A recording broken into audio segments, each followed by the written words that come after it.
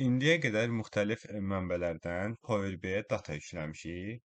Lakin praktikada hər zaman data analiz üçün hazır vəziyyətdə olmaya bilər. Çox vaxt məlumatlar qarışıq olur, boş dəyərlər olur və ya ümumiyyətlə düzgün formatda olmur. Məhz bu səbəbdən biz datanı analiz etməzdən əvvəl onu təmizləməliyik və hazır vəziyyətə gətirməliyik.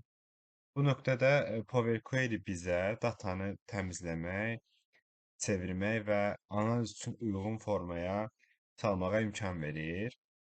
Power Query Power BI daxilində yerləşən bir ETL alətidir. ETL nədir? Yəni extract müxtəlif mənbələrdən məlumatı əldə edirik. Transform məlumatı dəyişdiririk. Load isə əldə etdiyimiz təmiz datanı Power BI modelinə yükləyirik. Power Query-də biz bir çox əmrlər icra edə bilərik.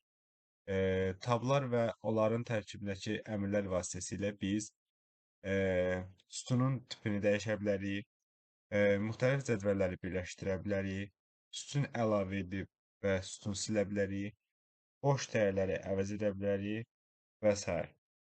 İnterfeysinə keçsək, əmrlər və tablar birlikdə bu hissə ribbon adlanır.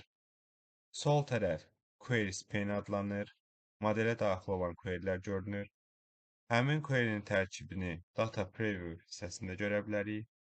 Sağ tərəf isə Query Settings adlanır və querynin adı və queryyə tətbiq olunan əmrləri görə bilərik. İndi isə Refresh Preview haqqında danışaq. Məsələn, Refresh Preview nədir? Data mənbəsində dəyişiklik etdikdə, Excel-imizdə məsələn, bu xana boşdur. Bu xanaya biz tarix əlavə edək və save etsək, həmin dəyişiklik burada görünmür.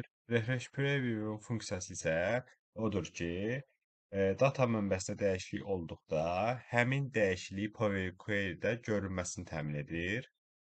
Gördüyünüz kimi dəyişiklik burada da göründü. Və Power Query pəncərəsində işimiz bitdikdən sonra həmin datanı Power BI modelinə yükləmək üçün Close Apply düyməsindən istifadə edirik.